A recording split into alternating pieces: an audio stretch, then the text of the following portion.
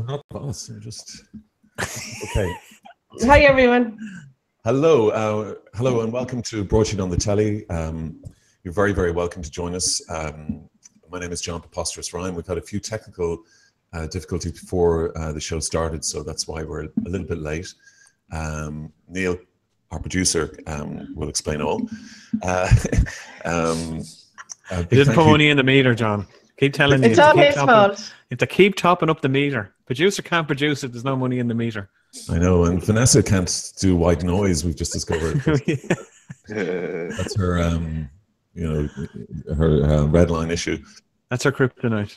Yeah, very welcome everybody in the mosh pit, in the chat pit. First rule of the mosh pit is not to grab crotches when you're bringing the bodies over. That's what Johnny told me before the show. We're going to cover the INM data breach, the Eighth Amendment campaigns, which have kind of launched proper today, and the Disclosures Tribunal. Olga is shifting in town, and she's going to come in about an hour. And we're also going to just discuss we've been shadow banned on Twitter. If you don't know what shadow banned means, you're not alone. We're unclear about it and who's responsible for shadow banning, but it seems to be something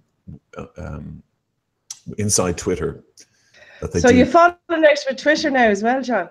Well, the shadow banning was quite big during the US elections, and a lot of Trump supporters were being shadow banned, and it was a Twitter.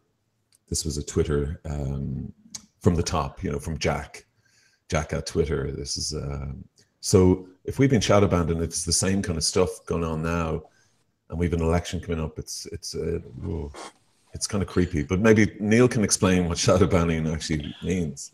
Yeah, was he not the former? It means the former leader of the Labour Party. No, who's that? What's that, Johnny? Was he not the former leader of the English Labour Party? Actually, one second, Johnny. I'm sure it's hilarious, but I just actually... I can confirm that Broadsheet is no longer shadow banned. Oh. Can somebody explain what shadow banned is? Well, one second. Yeah. Can I just introduce the panel? We have Johnny Keenan in Kilkenny, Neil Curran in Dublin. We have Vanessa Foran also in Dublin, a celebrity accountant. Also, we have James Malloy and Naomi McCardle, who are friends of Dara Quigley, whose anniversary is today. Dara died today, and this day last year, and there's a night for Dara this Saturday in the Hut in Fisborough, and Naomi and James are going to just explain, or just give us a preview of that, and also there's the GSOC investigation into events prior to Dara's death is still ongoing. So we were going to do a tribute. However, there's some technical difficulties with James and Naomi's computers and microphones, so we might not be able to get them this evening. Dan Boyle is also going to join us from Cork. He's in a pub. Vanessa, which pub is he in? The Bodega. The Bodega. Bodega, which is a famous Cork pub. Am I right? Well, it's probably a bit more glamorous now, but when I lived in Cork in the 80s, it wouldn't have been. It's not as picturesque as it looked like there. Yeah, well, we saw Dan actually a second ago and bathed in pink light and columns behind him. Yeah, it was very New York looking, wasn't it? Actually, yeah, but Cork is happening, isn't it? Cork is the place now. Always was. Well, not for about 40 years between the 60s and last year. They got all the awards they paid for. What's that, Johnny? They got all the awards they paid for recently. They did. What does that mean? I think that's a dig. Exactly what I said. Same thing. Can you do it? Dublin do it. They pay for these awards, and then it's good press. It's self-tourism. It's a good idea. Okay. But Cork is a great place anyway. I was there recently. Okay, Johnny. On the Rebels. Johnny, and we'll get to the Labour leader joke as well, maybe later on in the show. Neil, it's gone, John. It's gone. The moment is gone. Neil, shadow banning. Wow. Shadow banning, yeah. So shadow banning is a vague term to describe someone being naughty on Twitter. So the advice I can give you, John, as Mr. Broadsheet, is don't be spamming Twitter with loads of tweets. So I'd say probably all the disclosure tweets probably what alerted Twitter to because they use an algorithm and they use artificial intelligence to work out if somebody is being naughty. So yeah, it's probably all the tweets about disclosures that triggered it. Just the volume or the content. Yeah. If Twitter doesn't like when you're posting a lot, so yeah, cool the jets there, and don't be talking about naughty thing. Don't be talking about naughty things either. So what is it? Hang on a sec. Sorry, John. But so there's a limit on the number of tweets you can tweet on hashtag. Well, it's not that it's a limit. It's if the AI thinks that they're auto tweets or that it's a bot or something like that, they can restrict the posting. But they use an AI to work that out. And why didn't the AI pick up Katie Hannon and Gavin Riley who tweet just as much? You'd have to ask the AI that. Yeah, I'm going to argue that reasoning there. Sorry, what is there something on my face that somebody's laughing at? Or? I thought he was laughing at me. No, sorry, I'm laughing at the idea of an AI. Oh yeah, an AI man. Oh, the AI man, yeah. Okay. Actually, viewers, what Jenny means by the AI man is the artificial insemination man that goes around the farm. Yeah, he's been banned. It's a very popular job one time. Do you understand now what shadow banning is? It's like I understand, but I don't buy the reason, and I tell you why. If you look at the number of tweets that Broadsheet has out there, it's a quarter of some of the other news outlets. So the Broadsheet is not as prolific. Well, it's under that hashtag, perhaps. But then what's the point of having trending hashtags if it can't manage so many?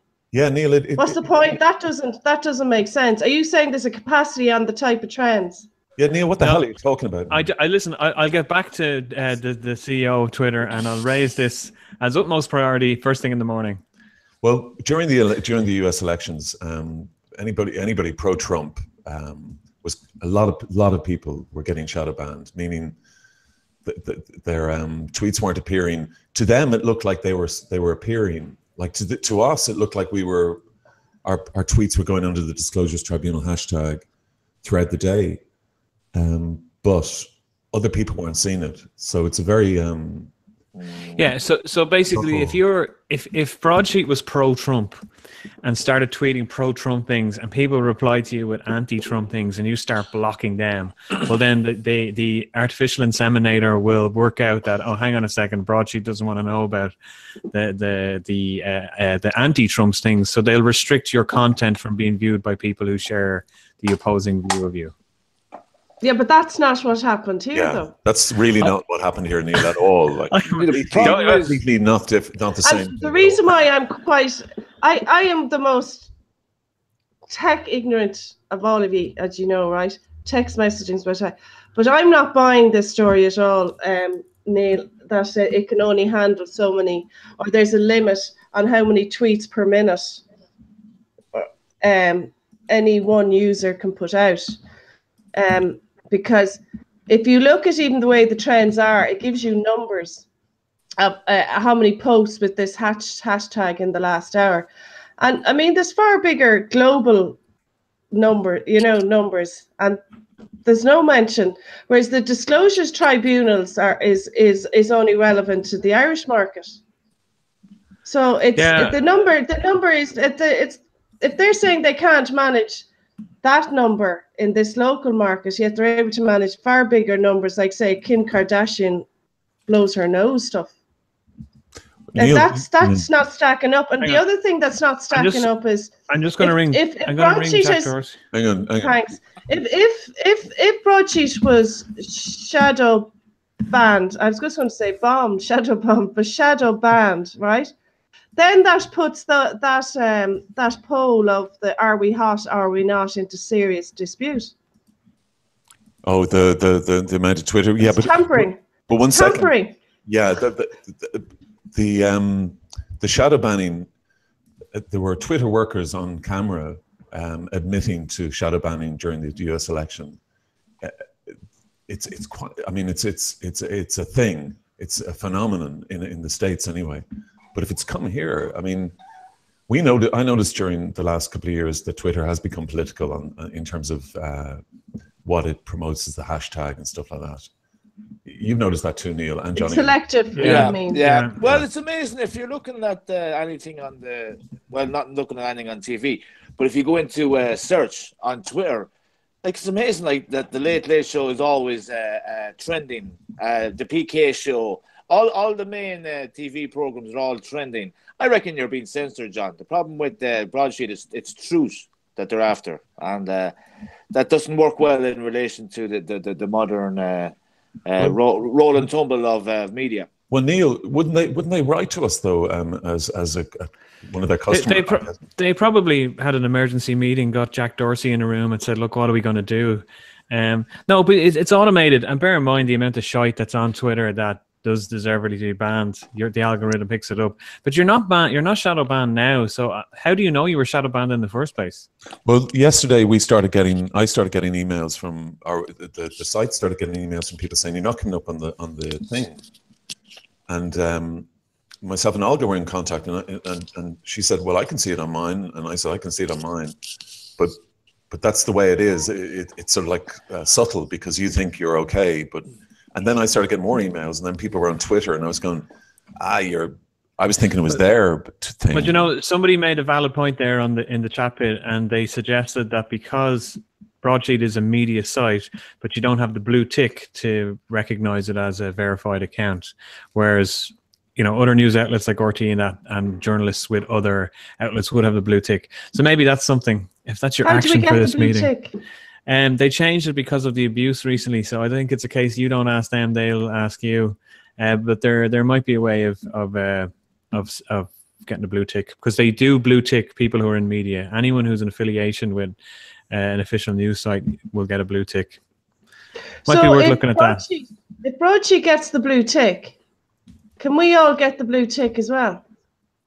I don't know how that works. We just want a blue tick.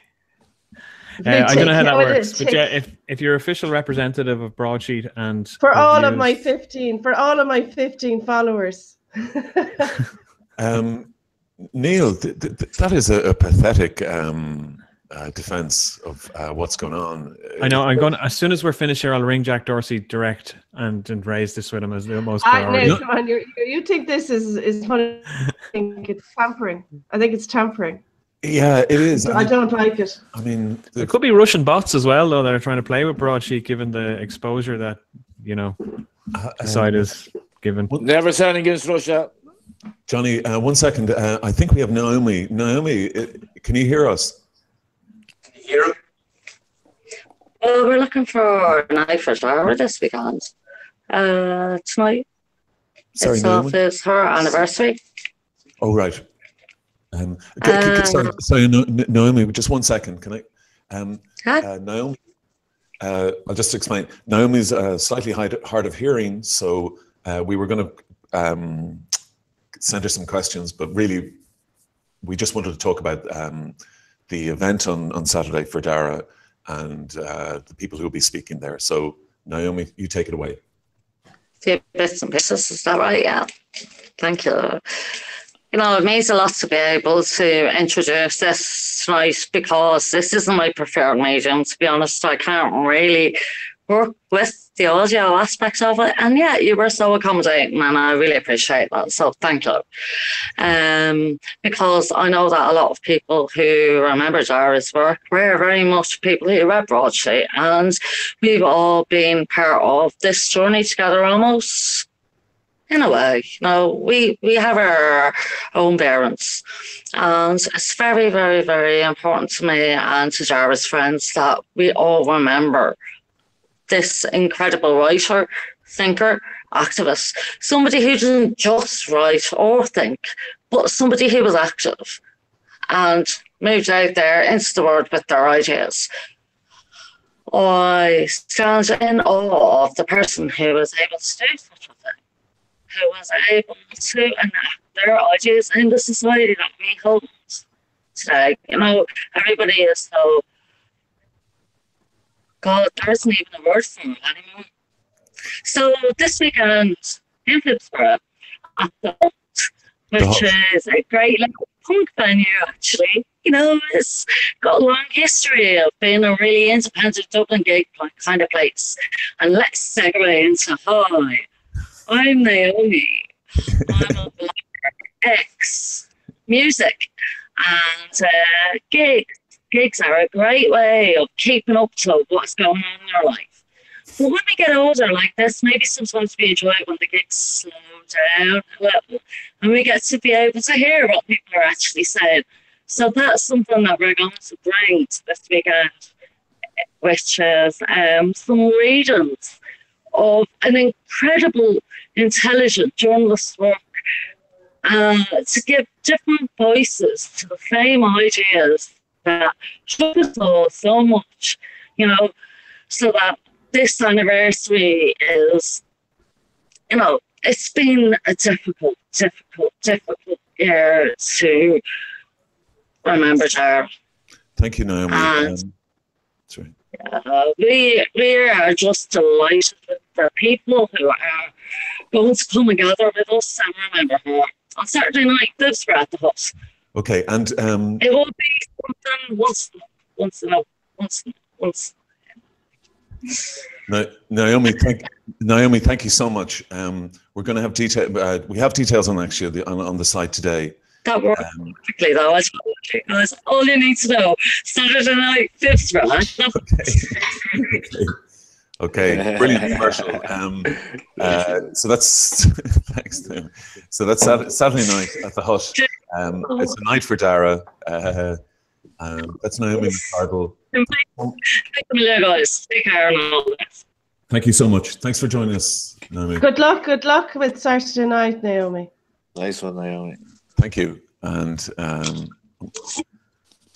okay, thank you so much. Sorry about the audio on that, but that was the spirit of Dara for certainly in the conversation.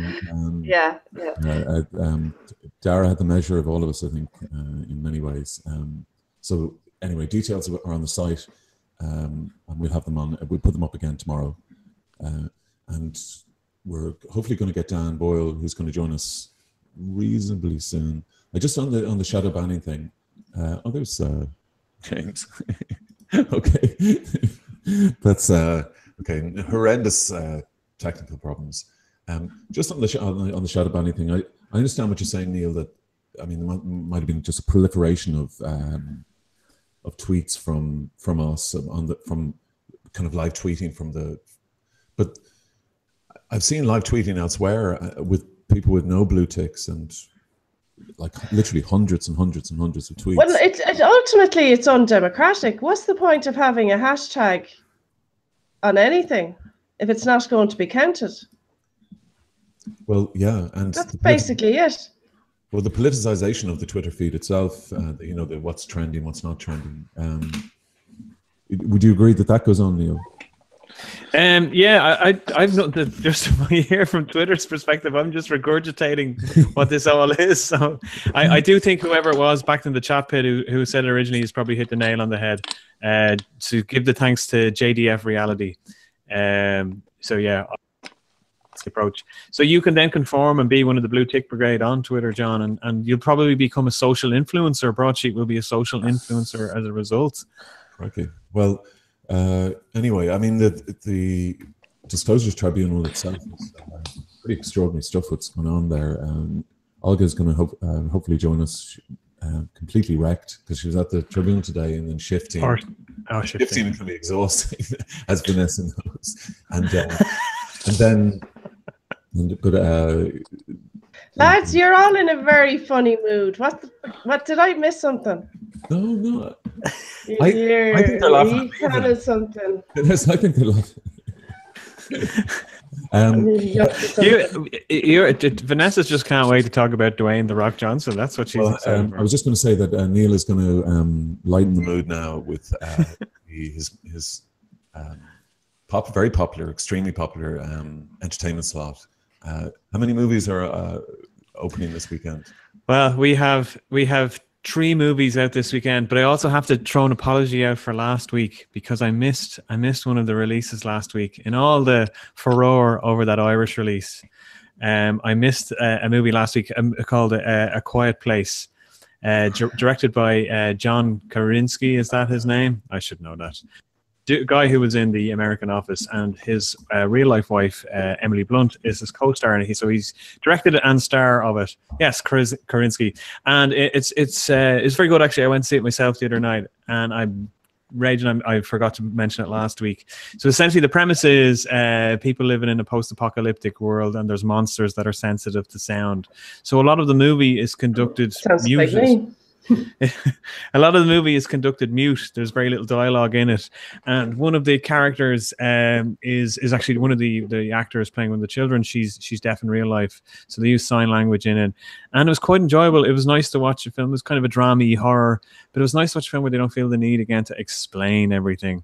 So I did enjoy that. And what was nice about watching it in the cinema, if there's any Mark Kermode and Simon Mayo fans from BBC Radio 5 Live, and anyone's familiar with the Wittertainment Code of Conduct, while sitting in the cinema watching the film, you could see the guilty looks, you could feel the guilty sense around. No one could eat their popcorn because the film, the audio from the film was so quiet that I had some popcorn beside me and I was quietly trying to chomp away in them, and I just couldn't. So I left a full bucket of popcorn, and you couldn't even slurp on your Coke, your overpriced Coca-Cola. So it was really, I was packed out the cinema. So it was really great. So that was brilliant. So I'm sorry that I missed that last week. But anyway, this week. You know what? Sorry, guys. Do you know what else you missed out? Hurricane Heist. Oh, well, if you want to talk about that, you're welcome to. It looks absolute shite. I had a great time watching it. Hurricane Heist. Okay. Who's in that? Is Dwayne?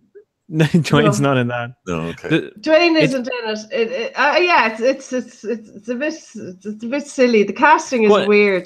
Tell us the premise. Tell us the premise of it. It's not just a clever title. Tell us the premise of it. Yeah, it's a take on. Do you remember a movie years ago? Lou Grant was in it, and he was a security guard, and he was robbing just retiring, but the town was flooding.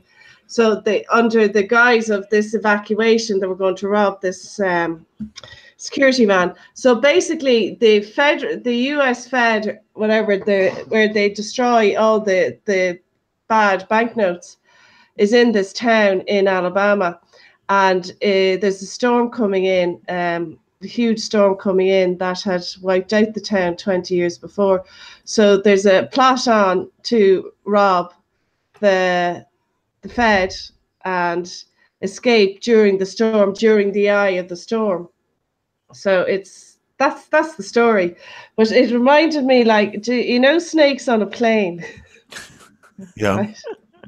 You're really selling this to us. You're really selling it to us. But you see, if you come in from working Saturday, okay, you've done all week and you have to go in on Saturday, and you come in and you've had a few drinks and you sit down and you're a bit giddy and exhausted and you watch Snakes on the Plane. The fact that it's fabulous entertainment, like, it's brilliant, and this movie was like that. Okay. I don't need to go and watch a movie that I need to talk about afterwards and analyze and discuss and measure the performances. I just want to sit down for 2 hours, laugh, scream, go, Jesus, that's all I want. We don't. That's what a 2-hour movie is supposed to do. Blow things up. Watch fellas take off their jumpers and.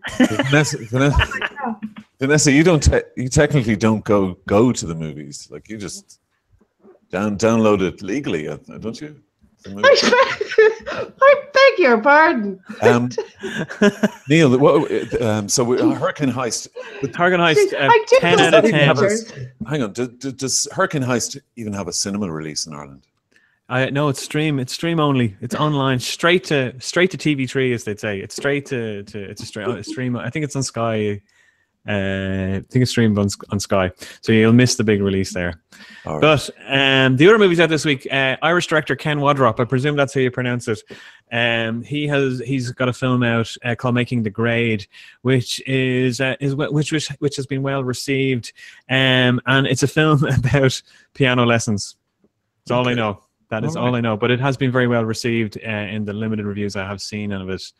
The other two films that are out fall into just on the Irish thing. Did Michael Inside was the big film from last week?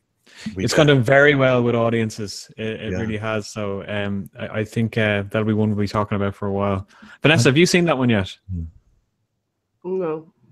No, there's not enough people taking their tops off. It's not on Pirate Bay yet. I mean, it's not legally. I don't use that Pirate Bay. But no, I will go and see. I do go to the pictures. I'll go to see Michael Inside now in the pictures and give him the royalty. Lovely, wonderful. Neil, there's two more movies. So the next one is a horror film, Cheap and Nasty, Truth or Dare it's called, and it's not going to be up for any Oscars, but it's basically it's that Truth or Dare game with a sinister twist and ghosts and jump scares, and it'll be great crack altogether. Is it set in a dystopian future? No, this is set in the modern day, which is dystopian in itself. It's set in Mexico, actually. It's Spring Breakers, American Spring Breakers. But the movie of the week features a big oaf, a big hairy oaf, and it also features a gorilla. It's Rampage. This is Dwayne The Rock Johnson and the start of the summer season. So Rampage. Loads of animals. Loads of animals. Is it Jumanji? It's called Rampage. It's kind of like Jumanji. So Rampage, it's about mutated animals that wreak havoc, that go on a rampage in the city. It's actually based on an arcade game from the 80s called Rampage, where there was 3 monsters and you controlled one of the monsters and you climbed and ate people out of buildings. And it just went on this infinity loop. You just play it until you got killed. And this is another video game turned summer blockbuster.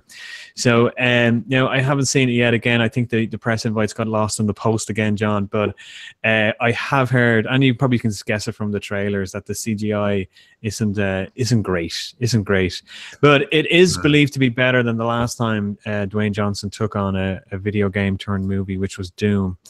So I do believe it's better than that. So I think on the Vanessa scale, we're talking full body orgasm in terms of the entertainment value. Yeah. But for those of us who like to analyze the characters and talk about the artistic merit of the juxtaposition of a gorilla climbing up buildings, I'm not sure it'll have the same impact.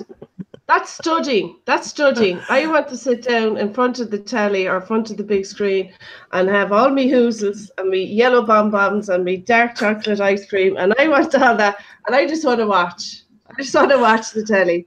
I'm not looking for faults. I'm not looking for where there's mistakes. I'm not looking for award-winning performances. I just want to veg for a couple of hours. Yeah. Well, that's entertainment. That's my thing. I'm easily pleased, lads. I'm easily pleased. I've heard that, Vanessa, and I didn't believe it when I heard it. But Neil, there's a third movie then, isn't there? That's them all. So they're the movies of the week. I do want to mention. The movie. Yeah, sorry, I beg your pardon. There is, for anyone who's based in Dublin, we all know the Stella Cinema in Rathmines, that kind of boutique cinema where you can have comfy chairs and cocktails at your seat. I believe they're doing a screening of RoboCop, the original RoboCop, tomorrow night. So it would be a great date movie if anyone is about the classic RoboCop. Have you seen that one now, Vanessa? I have seen RoboCop, but I wouldn't say it's a date night movie. Well, actually, I know. Dating a 17-year-old spotty, nerdy kind of. If you're into artificial insemination and AI, you might be right up your alley. This is the original RoboCop, which is virtually like happening now, isn't it, Neil? Well, this is dystopian future. Actually, RoboCop is it does reach us on a higher level because it's a Jesus Christ analogy. The character of Alex Murphy and RoboCop are, he gets crucified and then he comes back from the dead as a cyborg cop, and he even walks in water towards the film. At the end of the film, he walks in water, so it is a Jesus Christ analogy. And it's Paul Verhoeven as well, who has been known for his satirical movies. He did Starship Troopers as well. He did that absolute cult classic Showgirls. The Stella as well. Stella as well also doing also screening A Quiet Place. So if you want your cocktails with your popcorn, that's the place to do it. And as far as I know, and by the way, I've no affiliation with the Stella. I just thought I'd mention it. They're doing a screening on Saturday night of Die Hard. Which, so for anyone who has an attraction to that, the Stella cinema experience is not very like the old Stella experience, which is like cigarette butts. And, it's comfy leather chairs and tables with lamps on them, and you, like I say, you can have drinks while watching the film. I mean, you're not going to it for to see the largest screen in Ireland or like that. It's more the experience. So tickets are a little bit more expensive. There's a bar there. But what's it like, Neil? Do you feel like somebody's in your living room, or do you feel like you're in a cinema, which is just very fancy? No, I mean, it just feels like a fancy cinema. I mean, it's a nice experience. The chairs are comfy. It is more expensive, obviously, but it's a boutique experience. There's only so much joy you can get out of the your Metroplexes, whatever they call them, the Cineplexes. At least when I was at the movies the other night, I paid for the premium seats in the local Cineplex. To find that the seats were broken, and at that point you're in the cinema and it's like, I've nowhere to stick me popcorn. But at least in the Stella, it is very well maintained, and it's a decent night. And like I said, I have no affiliation with them whatsoever. And have you any idea how they're doing? I mean, they opened 2 months ago? Yeah, no, I've no idea. Idea. Okay. Well, we'll keep an eye on them. Maybe we'll have a night there ourselves. Maybe a movie there ourselves. Maybe we could do a broadcast from the Stella. People. Yeah, would be great marathon in the Stella is to have Oceans 11, 12 and 13. That would be a proper fest.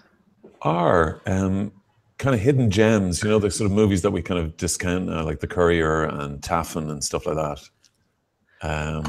There's some fantastic... but you know what? We'd end up drinking and then we'd end up fighting. Okay. Giving out about Taffin and there's a couple of cinemas in Dublin that you can hire for privately. There's the Denzel Cinema, which I think is on Finian Street, and you can hire basically by the hour, I think it is, or by the 90-minute block, and it's a 30-40 seater cinema. I was there with friends one night. We got some beers in and watched Ghostbusters, but it ended up being, like going to see the Rocky Horror Picture Show. So we were all saying the words. And there's another one, I think it's Bloom's Hotel near Stephen's Green. Is that the name of the hotel? Bloom's Hotel. I think they have a private cinema as well. Do they? Yeah. Well, if we can get the Stella for a night, what movie would you like, Neil? Oh, that's controversial, John. You can't ask me what movie would I like. Well, it's got an Irish movie. An Irish movie. I went down. How about a movie with Irish interest? An Irish interest, Irish movie, but also. I went down. We don't see you can't get your hands on that anymore. I like that. That's a good movie. Great movie. But I was thinking something more obscure, but kind of quirky. Well, I went down would be Cult. That's Paddy Bradnock directed it. Well, no, I would regard I Went Down as a Stone Cold classic, and probably one of the best Irish movies. What I was talking about was like maybe something like The Courier. some movies that gets roundly kind of leap year. P.S. I love you. P.S. I love you. Yeah. Well, I know a movie, and it's I've just googled it there to see does it come up. I'm not sure it does, but it's a movie with is it Stephen Ray, the guy in The Crying Game? Is that the actor's name? Yeah. Oh, you mean the one with is he the trumpet player? Well, he's now editor of the group editor of the. No, it's not that guy. It's not that guy. No. He was married to one of the Gillespie sisters. Do you remember? Yes. Yeah. Yeah. The Price sisters, wasn't it? I thought it was the Gillespie. Angel, is that the film? No. It's called Bad Behavior, and he's a town planner in London, and he's married, and his wife is played by the girl that's married to Jeremy Irons. Sinead Cusack. that I was afraid to name the wrong Cusack, and she plays the wife in it. But there's a fabulous kind of London Irish managed to get by and kind of making their way. I loved it. It's a lovely movie. Well, if anybody in the mosh pit, I'll just come crowd surfing, no grabbing the crotch. If anybody, that's Johnny's advice. If anybody wants to suggest a movie that we can get a decent print for, maybe Flight of the Doves or something. That was on recently. Very good. Yeah. I'd like to see. How about Snakes on a Plane? I'm going to Snakes on a Plane, and we all have a few drinks, and we'll watch the Viper come in and bite your man's Mickey off and stuff like that. And I'll be watching Ollie. But speaking of Vipers and Mickeys, the I&M data breach. Now they seem to have pushed Leslie Buckley, who was the hapless former CEO of I&M, under a very large bus. I'm trying to find the statement from the I&M people, but effectively they said, yeah, this data breach essentially happened, and it happened under his watch, under his direction. So I told you last week, and you kept saying, no, Vanessa, you're not getting it. You're not getting it. I told you it was going to be all about the chair. That's why you're a celebrity accountant.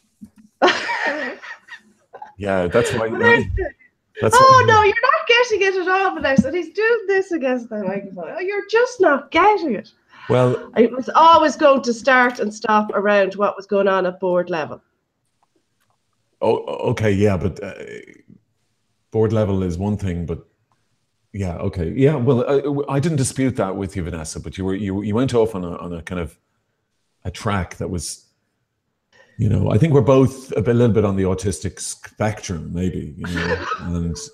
Oh, Jesus. Tell us how you really feel, John. Well, no, Can we go back to talking about The Rock, right? Well, you were on one track and I was on another track, and basically we were never a twin. No, but they're two different tracks, because one, the data breach, and that is one set of cases, and the corporate enforcement and what went on at board level and the influence and the dominance and proving all that, and is a different story. I know, but the sexier story at the time, Vanessa, well, I won't say sexy because I don't want to be,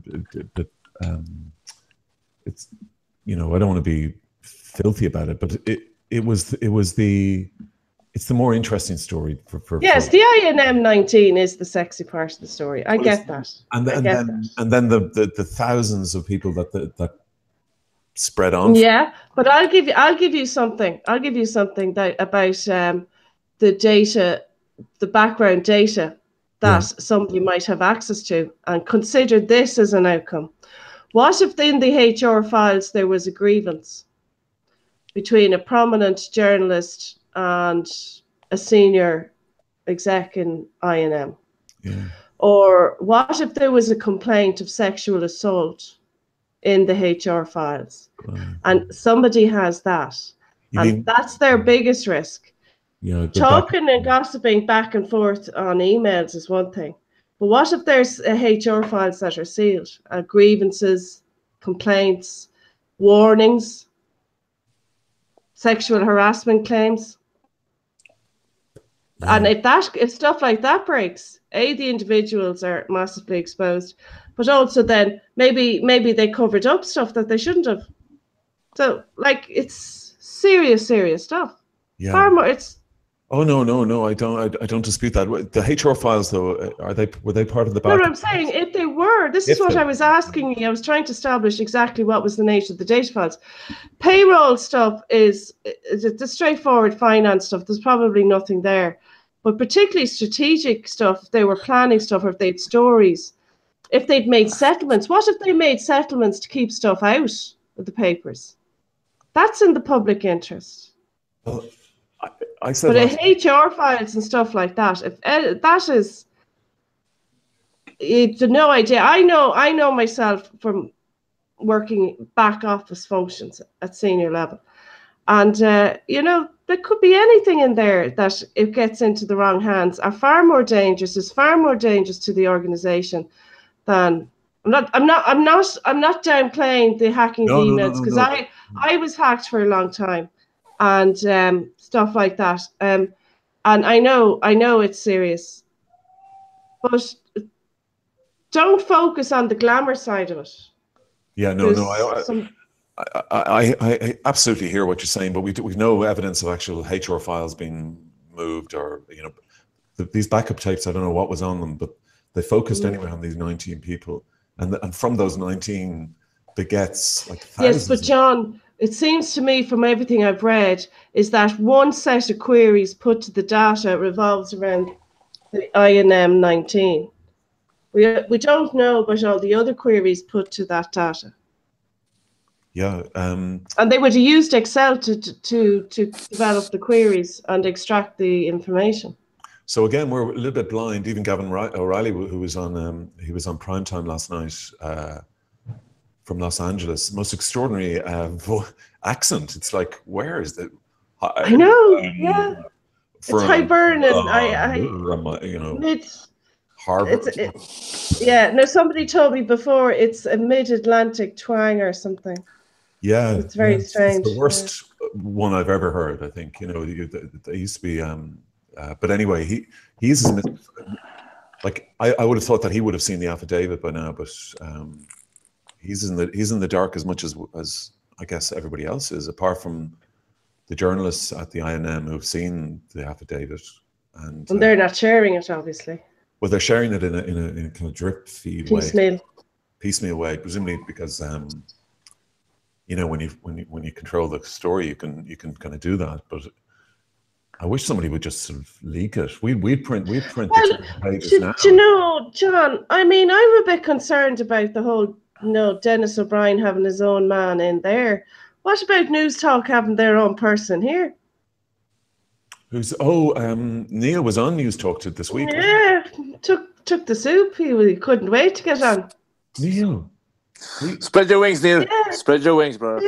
Neil, they let you on News Talk. Did they? Sorry, did, John. Yeah. It was more than that. He goes up, "How are you, Ciara?" on the radio, on the wireless. Like, I am telling you, they're all buddies. Do you know, by the way, he was chatting away to Ciara about his poor passport. Did you ask how George? So Neil, what was that? This was about getting a passport for Sadie, your daughter. Yeah. A bit of a disconnect between the information that is advised to citizens about passport applications and the reality. So I needed a bit of divine intervention, and the divine intervention came, and it's all sorted now. And you contacted, rather than contacting Joe, you contacted Dr. Ciara Kelly. Well, I'm a Dr. Ciara Kelly fan, so why not? Why not? She's the new Talk to Joe. Would you, if it was George, would you have contacted George? George is a sore story at the moment. George is in the hospital at the moment, so yeah, that's why we've no pitter patter. And tonight he's been in the hospital since Monday, and he's not coming home till tomorrow. He hasn't been well. Oh, I was talking about George Hook. You're talking about George. Oh, all right. I swear to God, guys, I knew this. He was talking about the dog, because I knew the dog wasn't well. I knew you were talking about George Hook, and I was just couldn't wait for you to clash there. Well, I was also thinking, like, God, he really does care about George Hook. I visited him yesterday. I was nearly biting my tongue, just saying, would you just die for this? George, Neil, have you got a photograph of George there? You can just throw up. I'd have to root one out. I'll have to root one out. Well, George is not well, but he's back tomorrow. He's back tomorrow, but he's got a condition, and they don't know what's wrong with him. He's a Cocker Spaniel, and you'd often see him pittering around in the background. I'm trying to find a picture I can upload. But he's had ongoing ear problems, and after getting the all clear a month ago, less than 2 weeks later, he was in a very bad way with his ear. It required basically he's been under anaesthetic every day this week to have his ears flushed, and they're sending things off to the labs in England to try and get an answer on what's wrong with his ears, and they're not coming back with the solution. So I'll get him back tomorrow. But he has to go into the UCV veterinary hospital next week, very sadly. So it's devastating. when your dog was in the vet and he doesn't know any better. It's Oh, look at Dougie. What John, do your thing there about with the bunny talk. No, George's. That was on his visit to Hawaii, was it, Neil? That was yeah. He's a world traveler, like his dad. So sad. Neil. I absolutely, my heart goes out to you, and I hope that it's heartbreaking to think of him in a cage in a lonely room. Come on, you'd be upsetting me now thinking of the dog. No. He comes back tomorrow. On a cage, on a trolley. It's like, come on. What is this country has gone to? Come here, guys, funnily enough, could be worse. It could be a snake on a plane. Neil, that was a good diversion from your the public knowledge now that you're a news talk man, and I'm unashamedly a news talk man. I usually have it on the background. I quite like a lot of the presenters there. It's a big difference listening in when you're driving. Do you find I'd have it on. I don't listen off the ball. I'll now be very suspicious now of your suggestions for the show and the producing and all this. Now I'll have that at the back of my head that there's someone exerting influence, John. Wouldn't you? Neil, can I move on? Hang on one second, John. Can I just ask you, Neil? Did you get your result? Did you get? You did get the results, yeah. Now that's amazing. You got your passport for Sadie, yeah? Yeah. Okay. Did you think Dr. Kira was influential in that? I'd be speculating. I'd be speculating. There was interest in the story because there was a number of news outlets got in touch. So, and a few people said that this has been, they've been covering it but they haven't had people come forward to talk about it. Okay, so just to follow on from that, there was a story on Primetime the other night where a young lad from Cork was 3 and he needed a wheelchair. It was amazing the way he was able to just kind of, crawl around the place, but he needed a wheelchair. So there was a big thing about Primetime. The following morning, someone said to me, he's going to have a wheelchair in the morning. True enough, he had a wheelchair in the morning. So I think it was yesterday or maybe today, there was someone on Ray Darcy looking for a wheelchair for their kid. So I'm just thinking, like, the power of media to actually get stuff done is quite amazing. If you're talking to the right people. So that's kind of interesting in a way. The 3 good results happened through the power of media. So we can really, use the media for the greater good to get stuff done. So I think that's kind of positive. Sadly, Johnny, Neil mentioned this a few weeks ago on this show, but there was no passport office obviously weren't watching. Well, yeah. See, this is now my worry about certain connections being able to get licenses and a passport within hours of Mr. Kern appearing on News Talk. Yeah, that passport was issued. Hang on, I will say this. We're not talking about a passport application that was like 2 weeks before you're traveling and chancing your arm. I followed the guidelines that were given to me on their website and by their agents known as the post office. And it wasn't happening, but I appreciate and I'm grateful for the people who helped expedite that passport and not ruin a very, very important trip. Good. And come here, did you get the special Bugaboo luggage tags? I got the Bugaboo carrier bag, €150 today. Here's a look. It hasn't been delivered yet. €150 to stick a shagging pram in a bag. Now, John and Johnny, now he's been up to something. If he's paying €150 for a bloody bag for a buggy. Where are you going, Neil, with Sadie? And I can't. I'm going to Spain. Porto. No, I'm not going to Porto. Going to Spain. After everything in the last 12 months between the mammy and all the rest, this is a well-needed, well-deserved trip. And my masters will be finished. We finished my masters and everything. Wow. Yeah. This is actually Neil is mad to go on the road with all these. So I'm just hoping no one bombs. The Americans don't start World War III before I go on holiday. They can wait till I come back and then they can start World War III. Yeah, no, that's not going to happen till you come back, actually. But I've completely lost my train of thought. That bag might work as a fallout shelter anyway. It's the least I could do given the price you pay for these things. Oh yeah, Do you know The Rock is on?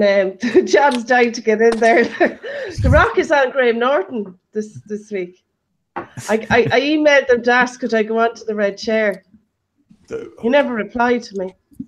Never replied to you. Yeah, well, maybe a producer of that show is watching now, and you'll get that call. Yeah, I think you need the blue tick beside your name to get on the show. I think. I need more than 15 followers, of which here. Johnny. Yeah. You've been very quiet tonight because we haven't come to you. But thank you for arranging for Naomi to be on the show. I don't know if the sound was any good, but I think the message came across well anyway. Yeah. Naomi, I met her at the last year after. Remember the show that we did, and she probably won't mind me saying it, but I think there was the outcry whether you should have showed the video of Dara, and there was a lot of backlash. She agreed that you should have, because that's what Dara would have expected. So that's kind of fairly interesting. And I just met the Naomi that day, and I just found that what Dara Quigley was to an awful lot of people was a very, very straight shooter. And I think over the last year, I didn't know much about her then, and I don't really know much about her now, because her readings or her pieces were sparse, but they were really, contextualized, really beautiful, straight from the heart. And there was one thing that I kind of, kept coming back to, was where she walked up to Enda Kenny and called him a parasite in the GPO when Fine Gael were launching their propaganda about 1916 that featured the Queen of England, and Google and Facebook and Twitter, and barely acknowledged what the whole 1916 was about. So, she could have went off and wrote about it on Facebook or for Broadsheet or what have you, but she went up and confronted them there and then. I thought that took an awful lot of guts and an awful lot of spirit and strength of character, considering like all the media that would have been in the room, and none of them thought that their job, and this girl just did it out of patriotic pride. So that's kind of the lasting thing that I remember about Dara Quigley, that I'd say what a woman, fair play to her, because that's something that I would love to do, and I admire and respect her for that. And at 36, gone way too young. I think she was in her lifetime a very serious activist, and considering where she came from and the problems she had, I just thought she seemed to care an awful lot more about other people and our country than most people. And she wasn't on Cutting Edge. She wasn't on the Late Late Show. She wasn't given the same platform that Bob Geldof was to kind of knock the people in 1916. But that's kind of when you're anti-establishment, that's the road you choose, and that's a very tough road, John. Because if you can't run with Ralph and Pierre and go to Paul, or vice versa. When you're a staunch socialist, you believe in certain principles and you have a moral fibre. And if you want to hold up an example in relation to a modern rebel for Ireland, there's no better person than that woman, Dara Quigley. And I'm hoping to go on Saturday night to be enriched and be inspired again because her legacy needs to be continued. And for tonight, I think it was good to honour her a year on, considering the amount of shit that Broadsheet had to put up with from other people last year. And I know Frilly Keane wrote about it as well, wrote about Dara as well. So there's an awful lot of stuff going on from Broadsheet, and there's another good what's the good thing, the Dublin Inquirer. So what I'm saying is that these alternative media that gave the likes of Dara Quigley and other Dara Quigleys, sorry to just use the term or the name of Dara, but other people that would be inspired by her now would have a platform, and it won't be RT, and it won't be News Talk, and it won't be Today FM, and it won't be INM newspapers, because they have their own agenda. So it's very important that people who have something to say that are inspired by Dara Quigley have a platform, and it doesn't have to be Twitter and Facebook either. It can be strong alternative platforms like what Broadsheet is. And I just say what a loss to social commentary, and may she rest in peace. Yeah. Sorry, John. Yeah, that's all I have to say, really. Thanks. Okay, well, and that's again on Saturday. Johnny, the poster for the night for Dara is incredible. Who drew that? Her sister, or no, her friend painted it. Oh God, I can't think of her name. Maybe Dolly. I'm not sure, but yeah. You get the name for the end of the show, because I wanted to put a credit today, but I didn't have the name. And show. I thought of it is beautiful. It's a beautiful image of her, actually, and I actually thought I might put on the backdrop this evening. And I thought, I actually didn't really know Dara personally, but I know people that did, and Mr. Biscuits knew her very well, actually. And I always feel like I don't feel right kind of commenting on somebody I actually never knew at any level, either through work or anything like that. But I was always adamant at the time, and I was behind the scenes, I suppose, last year. I wasn't on the show then, but I wasn't a million miles away. I knew for sure that putting the link up was absolutely right, absolutely the right thing to do, and totally stand behind the decision to do that. And the reason I think people are coming around now as well to recognizing the bravery of pushing up the link was that they're now looking at the Carlton Tribunal, and the amount of people that objected and harassed about pushing up the link, and I'm walking off and slammed the door behind them and all sorts, and I hate Broadsheet and you won't see me again and all this sort of stuff. Are the very people that are there hanging around giving out about the Carlton Tribunal and the stuff that's coming out. Charlton, sorry. And like this is just the mere even notion of denying people facts is just, to me, it's just, I just don't get the need to be outraged for the sake of it. Well, I think about Dara Quigley, I think people, the people who walked off the site, and Mick Flavin and Mike McGrath, Brian, and all that, these people, I think they were genuinely shocked, and like we were shocked. We were shocked at the content, but they may have mixed up that shock with the shock of it being on the site or linked to the site. But yeah, I think just a year on, there has to be some kind of rapprochement in terms of this. There was no, irrespective of the decision, there was absolutely no malice intended, and I think a lot of people came to it cold, and they didn't know our background with Dara, so they just thought we were just like utterly cruel. Yeah. No, I get that, but nonetheless, the fact that this was how somebody was treated, and they're very, very, on one of their worst days, and they didn't want to know about it. They said, we don't want to know. Yet now it's all coming out about the lengths the guards were going to keep stuff hidden. Yeah. And the very same people, the very same commenters are criticising Noreen and Callan and calling them all out. And yet they were perfectly happy to deny evidence. We've had enough of institutions carrying on and not disclosing it and pretending it wasn't going on, the abuse and all this. It was absolute. And I know Dara from reading her stuff, and I know from people that know her, she would have put that link up herself, no doubt about it. Well, with GSOC were on to us a few weeks ago, a good few weeks ago now, and their only concern was where had we found the link. There was no interest in Dara or what we might have known about Dara or anything like that. It was just about sort of who leaked the video or who leaked the CCTV footage. But anyway, I don't want to belabor that, because there's a GSO.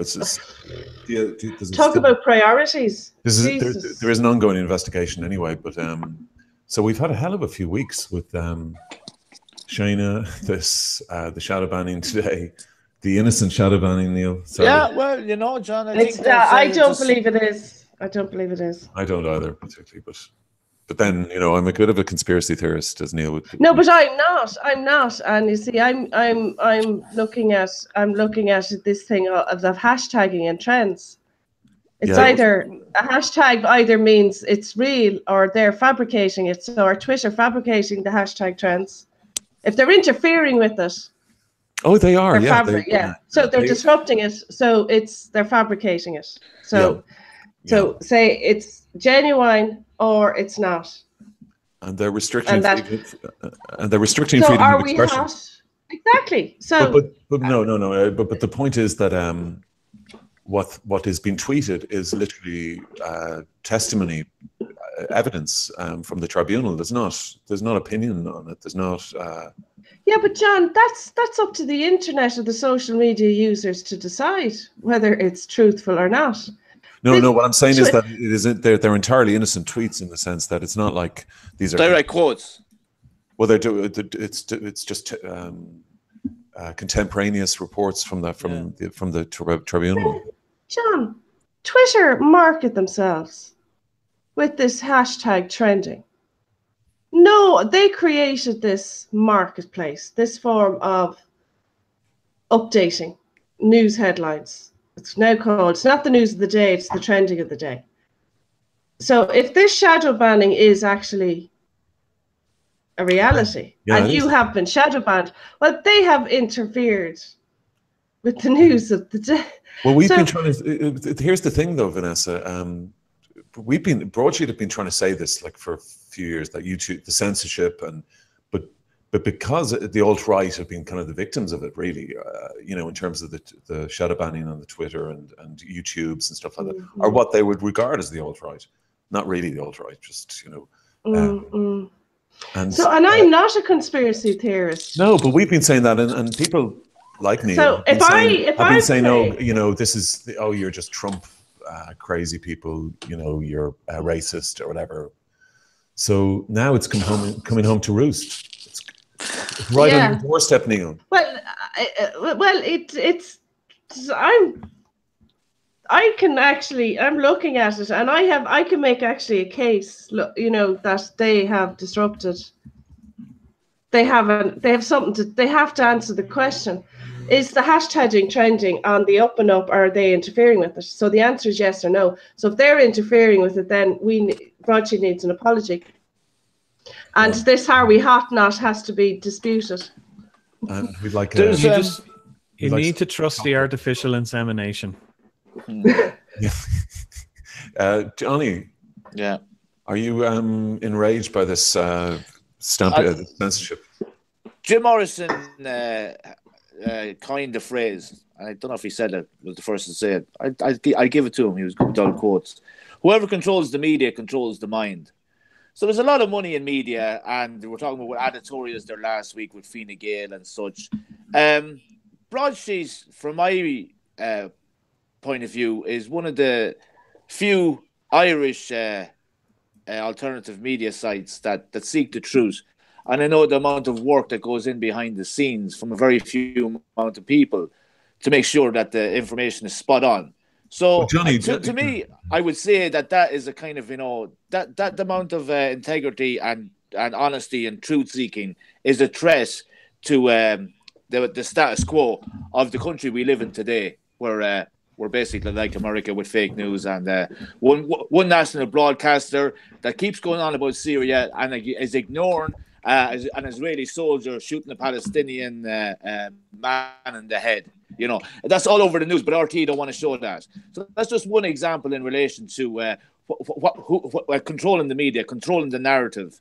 I'm not a conspiracy theorist either, John, but I do kind of listen to them more so than I'd listen to the likes of Brian Dobson, for example. And because, as I said before, most conspiracy theorists are actually peace activists as well. So they need to kind of be listened to in this world of propaganda where fake news is rampant. I would think, like, if they are trying to shadow whatever, and there's stuff happened that doesn't make sense. Yeah, why not? I would say, yeah, fucking, they could be trying to take you down. Yeah. I wouldn't trust them anyways. Well, I mean, Anne-Marie McNally gets into a cab, and the guy is a former Mossad agent. I'm not one for. I'm not one for conspiracy theories either, but maybe this one's for Bodger. Perhaps a very well-known Irish broadsheet that tipped off the Twitterati and said maybe you need to have a look at this Twitter account. It's up to no good. Maybe that's what happened. Do you think the Irish Times are at it again? I didn't say that. I don't have any beef with them. I read that newspaper just like I listen to News Talk. News Talk. You see, I'm telling you, John, he's part of all that team. He's part of all that guy. Can I just say that the latest on the Seamus situation? I haven't received a reply from the Irish Times to an email I wrote a week ago, which is pretty shabby, but you know.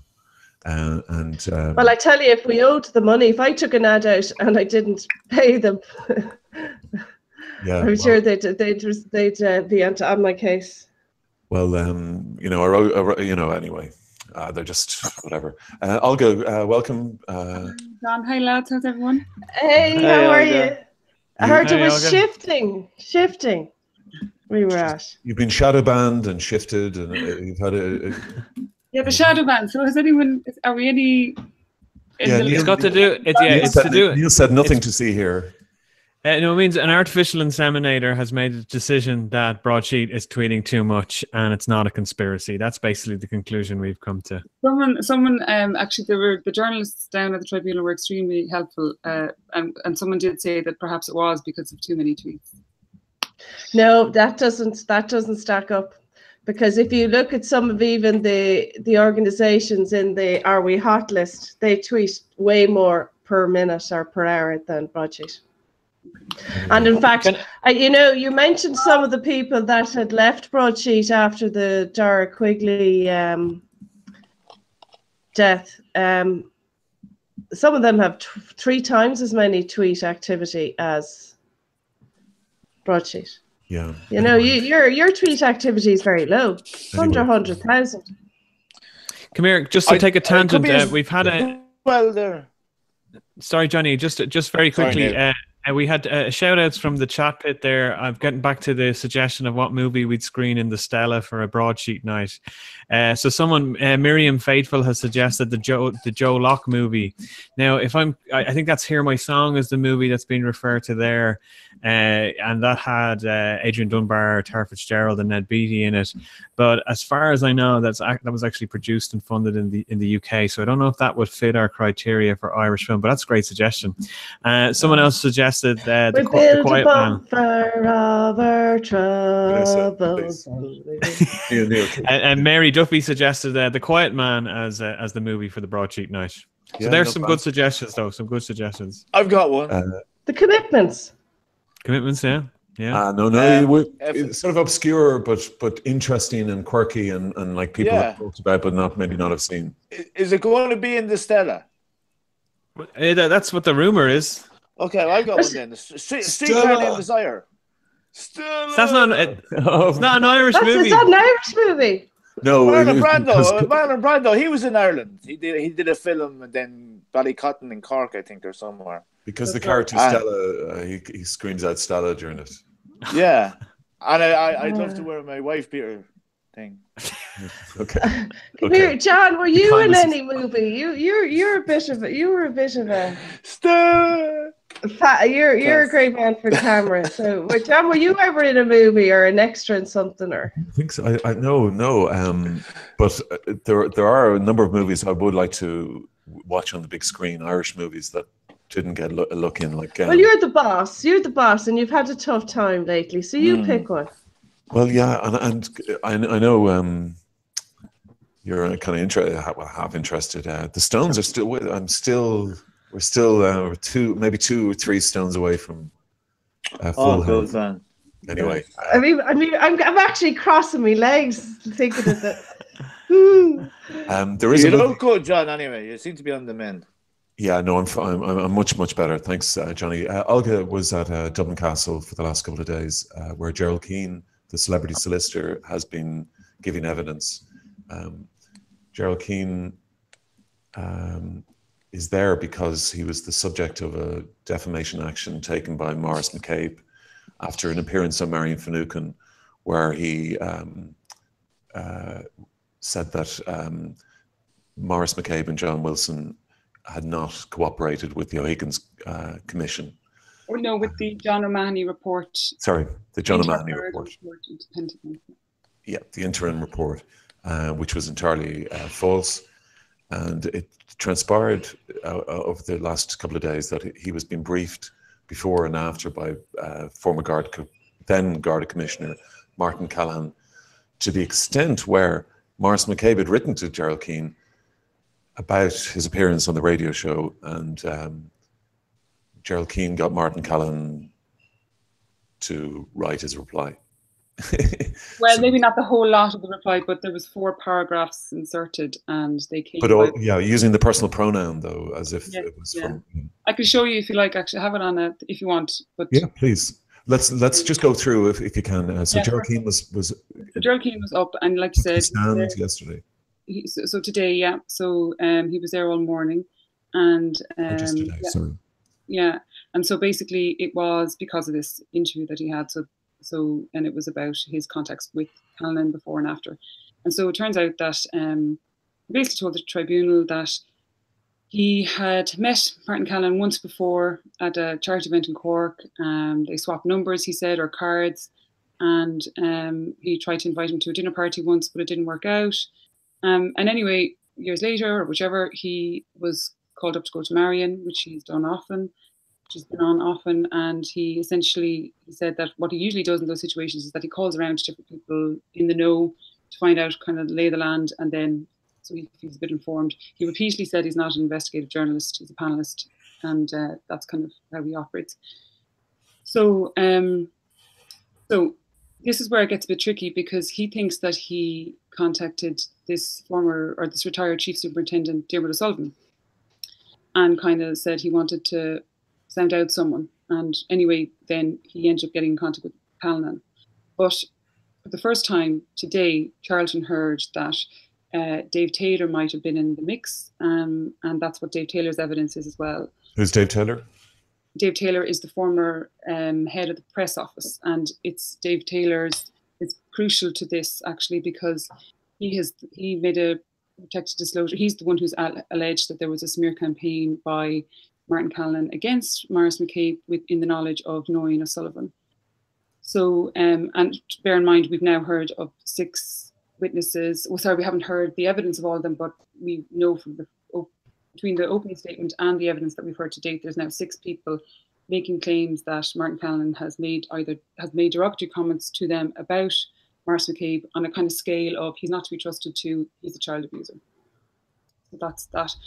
So, but we've heard today that there's no evidence. I think Charlton said towards the end of the proceedings today, I wasn't there because I had to leave early, but my understanding is that Charlton said something to the effect that there's no evidence as of yet about Noreen O'Sullivan's involvement in that.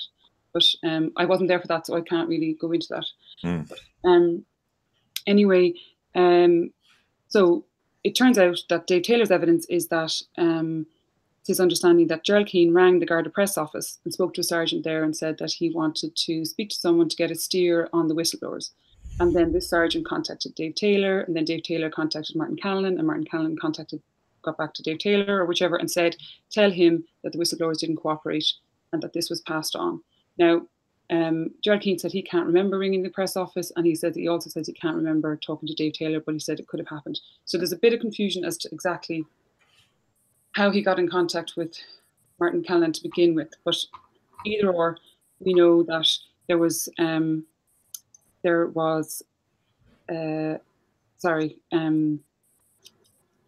these 4 paragraphs that were handwritten by Martin Callanan, and then it would seem that they were typed up by his private secretary Frank Walsh, and that these ended up in the letter that Gerald Keane sent to Maurice McCabe. And if I can show you the paragraphs if you like. Sorry, Olga, can I just go back? So Gerald Keane is invited onto the Marion Finucane show on RTE, and prior to that, then he contacts Callanan. Or after that, yeah.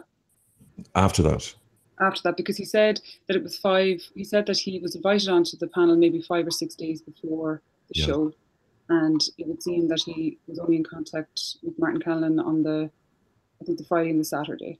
Or the contact was made with there was definitely contact with Dermot O'Sullivan on the Friday, and then there was contact with Martin Callan on the Saturday and on the Sunday, the morning before the show and then after the show. Okay. And we don't know what that context is about. Well, we know that there was calls and there were texts, and I suppose just once he made the comments, Maurice McCabe obviously called into RTE, because an RTE producer said to Gerald Keane when he finished the show, Maurice McCabe was just called in to complain about your comments, and then Gerald Keane said that, you know, he was in a panic. Then immediately there was alarm bells, and he rang Martin Callan, I think, before he got into his car in the car park in Montrose, I think basically he said. And he said that Martin Callan was standing by what he said and that he was correct, that they didn't cooperate, that they breached the Data Protection Act. And also, the third thing that he said that they were talking about was that he claimed that Maurice was spoon-feeding independent TDs this information. And Gerald Keane also alleges that Martin Callan said that Maurice was a troublemaker and difficult. Callan says he didn't say that, by the way.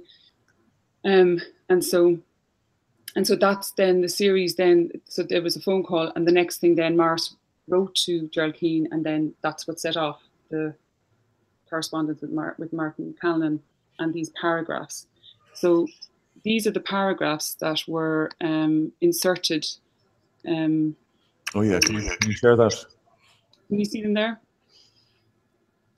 Yeah. So just try and zoom in if that works for you. It doesn't. It's zooming in, no?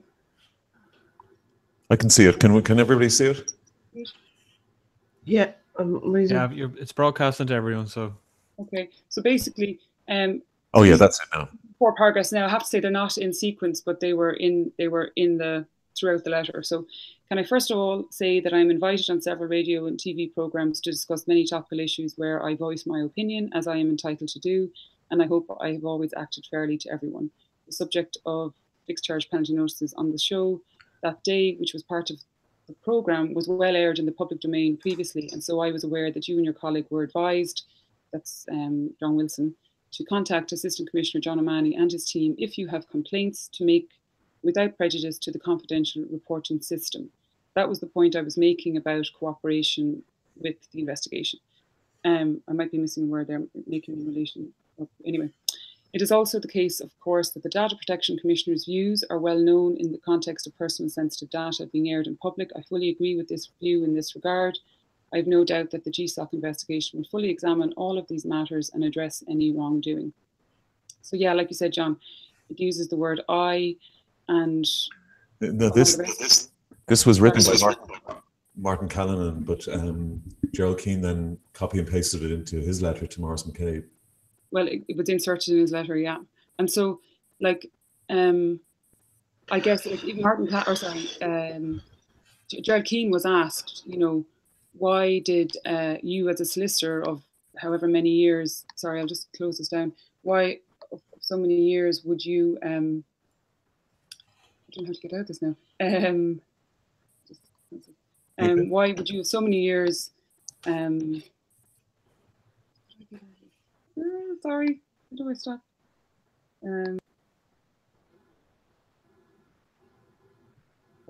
You as a solicitor of 30 so years, why would you do that? You know, take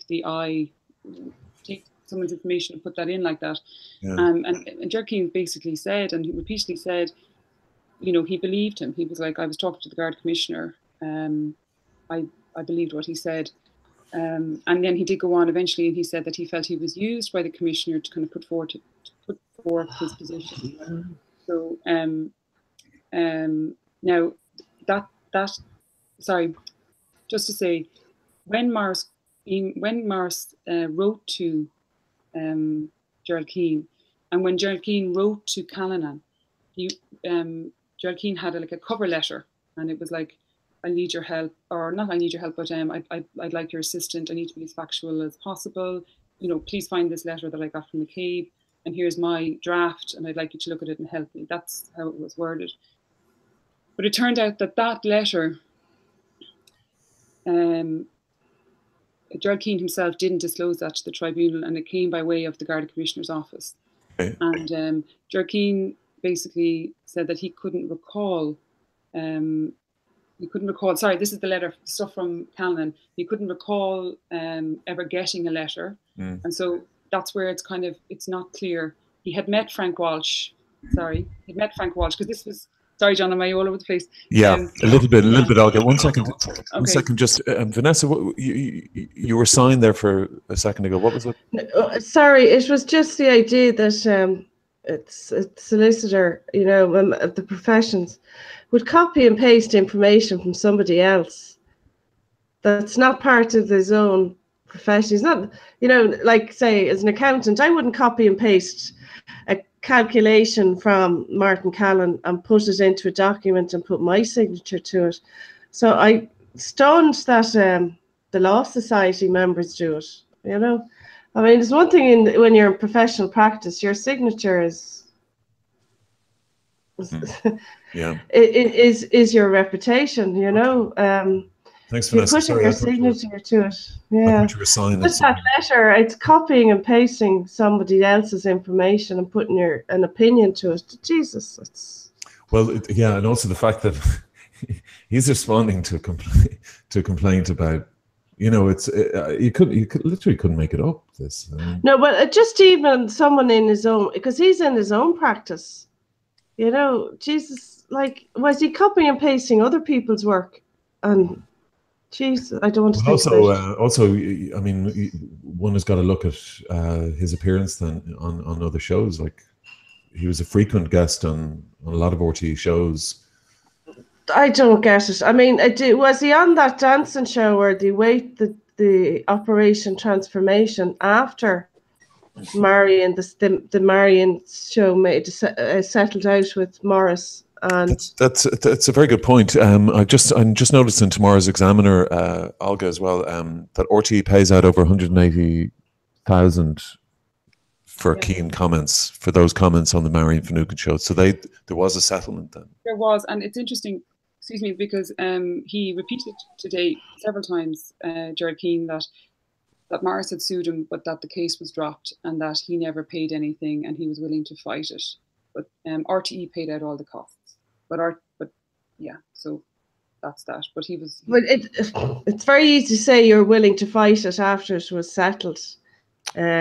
Jesus, like he never fought a case in his life. Okay, I'm sorry, because then just yeah, please. If I was confusing, the Marion show happened at the end of January, and it was February. It was mid-February when all the correspondence, let's say, happened. And what had happened is that after Gerald Keane sent his letter to Martin Callan on the 12th of February, we saw that Gerald Keane got a text from Martin Callan that morning, and then Frank Walsh, the private secretary, met Gerald Keane in his office, and then this letter was put together. So anyway, I just wanted to tie that up. Okay. So yeah, and then we had obviously John McGuinness earlier in the week. Yeah, that's what I meant to say. Yeah. So John McGuinness went through the car park meeting that we've all heard about, and obviously Martin Callan. John McGuinness is a Fianna Fáil TD who was chairman of the Public Accounts Committee, and prior to Maurice McCabe's appearance, Martin Callan met him in the car park of the Beauties Hotel to dissuade him from having Maurice McCabe on in front of PAC. And what did he say to him? He said it was a grave error what he was doing, and but more importantly, he said that according to McGuinness, Callan said to him that he abused his children and nieces, but Martin Callan absolutely denies this, and that's that, and that was on that Friday before the Marion show, and so John Deasy, so there was a PAC on the Thursday. That's when he made the disgusting remark. Then there was the car park meeting on the Friday. Then there was the Marion show on the Sunday. And then Morris went before PAC the following Thursday. So if you think of like a Thursday to a Thursday, a week of that. Right. And I suppose John Deasy made a really good point. So John Deasy's evidence is that before the PAC on Thursday, that John Deasy is a Fine Gael TD. Go on, sorry. No, thank you. And he was on the PAC. He was on the Public Accounts Committee, and his evidence was that in the morning, because it was like a 5-hour meeting or something, 10 o'clock until 2 o'clock or something, and he was on the way and he went to the coffee dock in Leinster House, just close to the committee room, and he was getting coffee, and he said Noreen O'Sullivan introduced him to, he thinks, to Martin Callan. And then when Noreen O'Sullivan wasn't in the vicinity, he said that Martin Callan said to him that Morris wasn't to be trusted and couldn't be believed. And John Deasy went on to kind of give his opinion at the tribunal, and he basically said he believed that this was the guards were, it was the last gasp by the guards talking to people like him and saying this stuff, because he said that at this stage he felt that they had lost control, and they lost control of the narrative. They knew Morris was going to go before the PAC, and you know, there was kind of no stopping it, or at least there was just one last effort or push to stop this from happening. Now, Martin Callan's argument is that, you know, he was worried about data and he was worried about names being mentioned when Morris went to court and everything. But we actually saw letters from McGuinness that we sent to Martin Callan in December and in January, where McGuinness, you know, fleshed out that, look, everything, all the information has been redacted. No one's going to be named. There's not going to be any individuals. Everyone's privacy is going to be protected. But so Martin Callan's claim is that when they met in the car park, Callan was repeating these concerns. McGuinness is arguing that A, it didn't happen, but B, that was already sorted out because he had already told him this information is completely redacted. Yeah, go on. So that's that. And then I'm just trying to think of other. When does Callan get a chance to answer we don't know. I suppose we only know on a kind of need-to-know basis, in the sense that it's only when they kind of update the website and we know when the witnesses are going before the tribunal. And I think for the next month, there's not going to be a huge amount of hearings, actually. It's only going to be a couple of days this month, and then a couple of days the following month. So it's kind of, I genuinely don't know. So we don't know when Martin Callan's going to go before. Can I ask you just on Gerald Keene's performance, or Gerald Keene giving evidence today? Did you find his reasoning pathetic? Well, I suppose given his profession, and given his age and his, he was a grown man having his letters written by his and also, if he's on the panel, it was put to him, did he not kind of think that he was there putting forth an adverse opinion of the whistleblowers at a time when there was a lot discussed, there was a lot going out there, and it has to be said during the that Noreen Hegarty was on the show as well, and she was fantastic. I mean, she did the job that Marion Finucane didn't do in terms of, kind of stopping him in his tracks, but it didn't actually, because he went back at it. And it's interesting because you really have to almost listen to it or hear it to get it, because it was he came across extremely emotive and was raising his voice and very emphatic. So he said that he'd spoken to 14 girls. It was like he was representing a client and was going at it and going at it and going at it and going at it. Yeah. It's like, I don't want to Gerald Keene, but because they all seem to have the same evidence this week. Martin Callan told us this. But that's the nutshell of the week. They're all saying the same thing. Well, that's the thing. And I suppose with them, Gerald Keene, I suppose, if you kind of, like the business, when he mentioned at the start, I was going to invite him to a dinner party and stuff, it's a different world, he probably thought, this is the commissioner, when will the commissioner not tell me something that's incorrect, or, I don't know.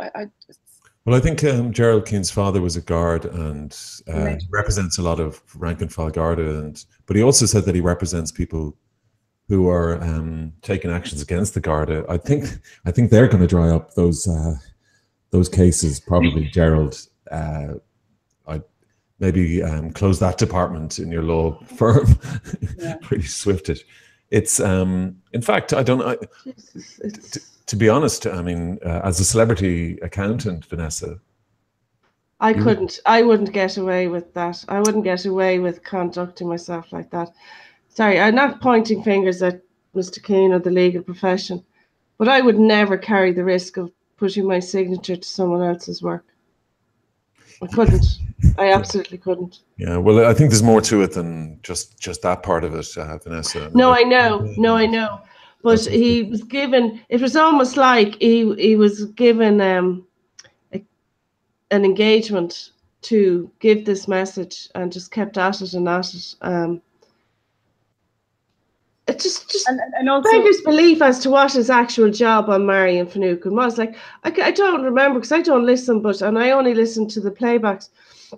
Was he introduced as a solicitor, or was he just introduced as one of the old gang?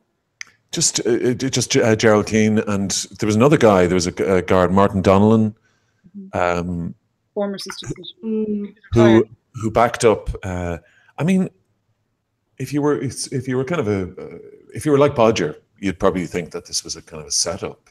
Also, questions have to be asked about that entire show, frankly. You know, you've got people coming on and they're shilling for things, and they are, it's just a joke. Well, John, we mentioned it before about the Paddy Power placement on Ryan Tubridy.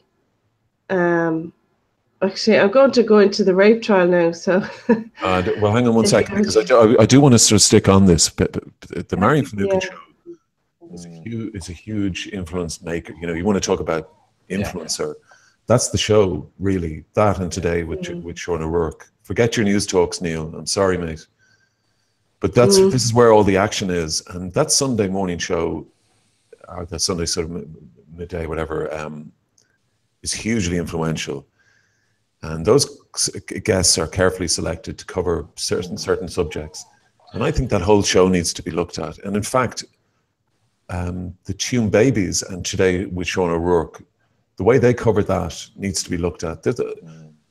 There's much more to this than just, you know, this celebrity solicitor. There should be a tribunal for RT in itself. It's ridiculous. And the biggest insult is the licence payer and the taxpayer pay for all this bullshit. That's the biggest insult. Well, but this is the thing with I know the expression mainstream media, and but see, I think we're all mainstream in our own way, because everyone has access to it now. Everyone has access to Twitter. Everyone has access to this show. Everyone has access to the newspapers. You know, so I just think we're all mainstream. We'd maybe have alternative approaches and alternative views, and the fact that we're totally independent. Nobody's advertising here. You know, there's no special interests. Yeah, but look at RT. They think stuff will go away. Look at Brendan O'Connor there, Cutting Edge. Like, you know, the people that are on Cutting Edge, like there's about 6 people on Cutting Edge on a loop. There's not that many alternative opinions in the country. I would like to say something that I think it's a cozy. It's ridiculous. Sorry, John. Johnny, there's something I'd like to say that Olga, we've discussed before, and there appears to be over the last few years a non-aggression pact between the independent group and RTE. There's definitely something going on there. In fact, absolutely, there's a commingling and it definitely seemed to be something at the start of the week, or last week after the whole INM stuff. Like, it took RT days to kind of get on top of it. The Marion Finucane show had Kevin Doyle on, who's an independent, one of the editors in the Independent, on the show, and they didn't discuss it at all. John, this is the thing about media, and I kind of qualify just saying we're all mainstream, but just sort of the more recognisable standard of, you know, RT, the national broadcaster, like whether you're a licensed payer or not, same with the Independent and the Irish Times, whether you buy those newspapers or not, or whether you read them or not, they still have an obligation to present the facts wholly, honestly, and independently, and with no interest, no bias, or no special interest being favoured at all. Whether you pay your license or buy the newspaper, they have that obligation. Yeah, And I suppose the current journalists today inherited that when journalism was a vocation and people wrote. Come on. No, Yeah, but come Vanessa. on, we moved No, on. please, hang on, one second, No, no, that's No, bullshit. Vanessa, Johnny, one second. Hear me out, guys. Vanessa, there wasn't And then any. the idea that they're boosting certain interests all the time. Like, Johnny's right. There has to be some investigation as to why certain interests are.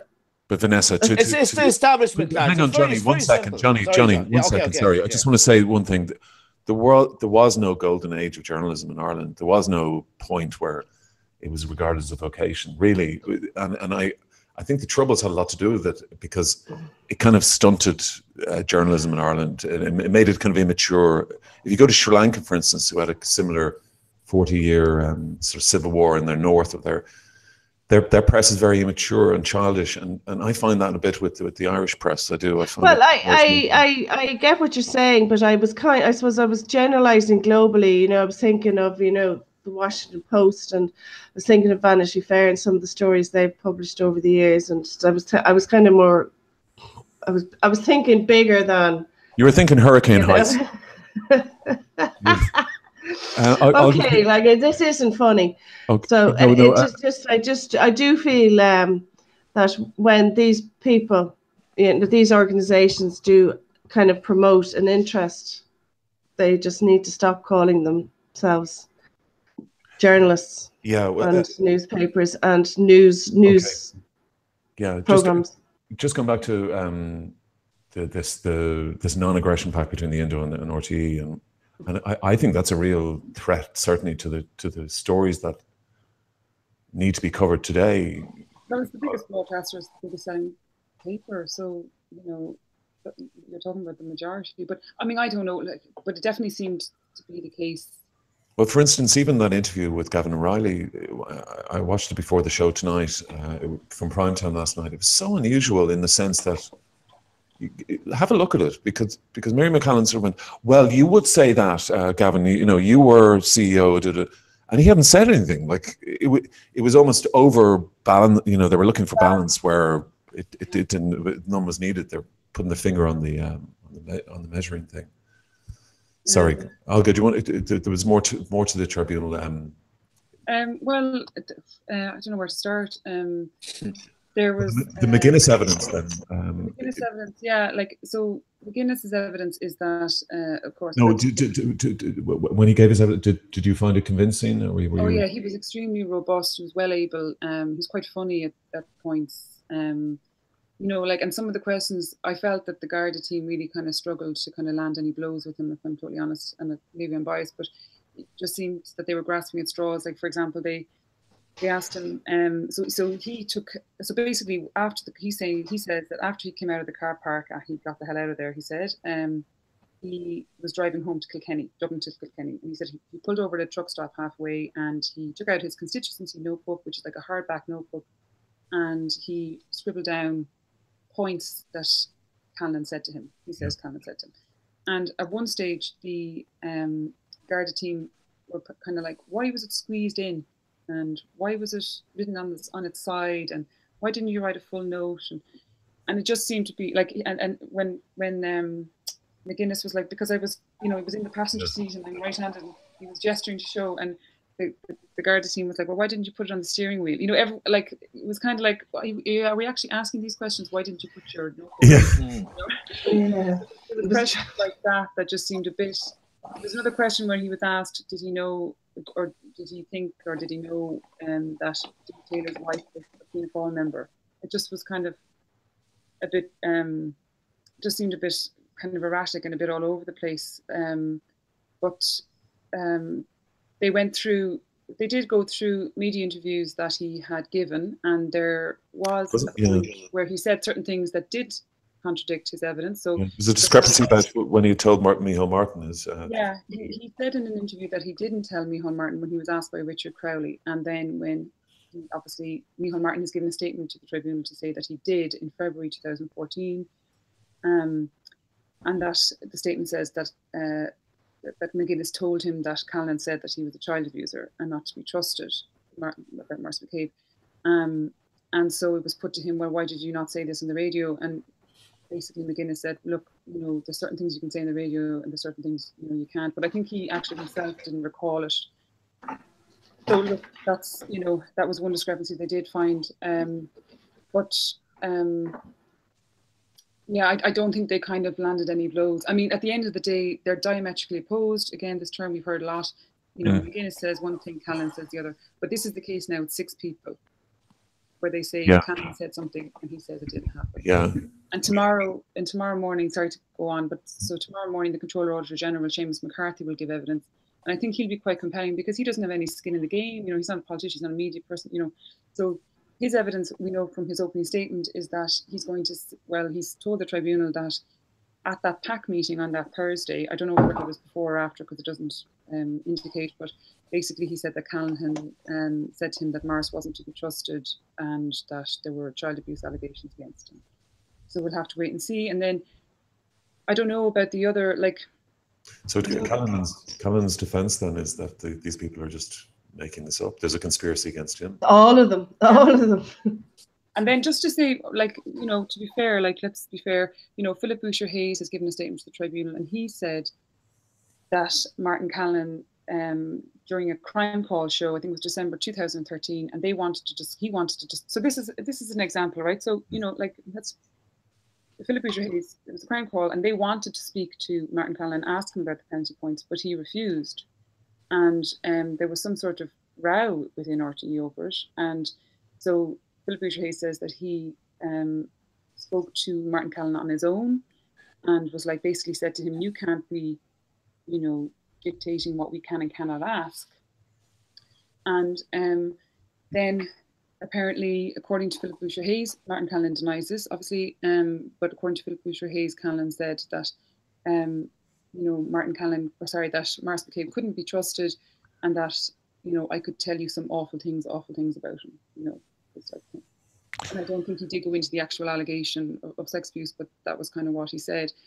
So I don't know when we'll hear from him or what, but it's a bit like Leslie Buckley. I mean, it looks like Callanan has been really thrown under the bus. I mean, I'm surprised at Gerald Keane. He was quite explicit in saying that that he was set up by Callanan, it was a patsy. I forgot to say there was one other thing that they're diametrically opposed upon, and that is, first of all, the derogatory comments about McCabe. Obviously, it's accepted, I think, that he did give these paragraphs or whatever. I mean, we have to yet hear, but from Callanan, but where they kind of diverge, I guess, is Keane says that Callanan said to him that Morris was a troublemaker, blah, blah, blah. Callanan says he didn't say that. But also, Keane said that Callanan asked him, please don't mention me as your source or me as having given you this information. And Callanan says that's absolutely not correct. And but Keane was absolutely adamant, no, I was not allowed, or at least I was asked and I said I wouldn't, and there was a kind of agreement between them. And he said he would have dearly loved to have told everyone on Marion that he got this information from the Commission, and he would have dearly loved to have told Martin McCabe when he wrote back that he got this information from Martin Callan, but he says that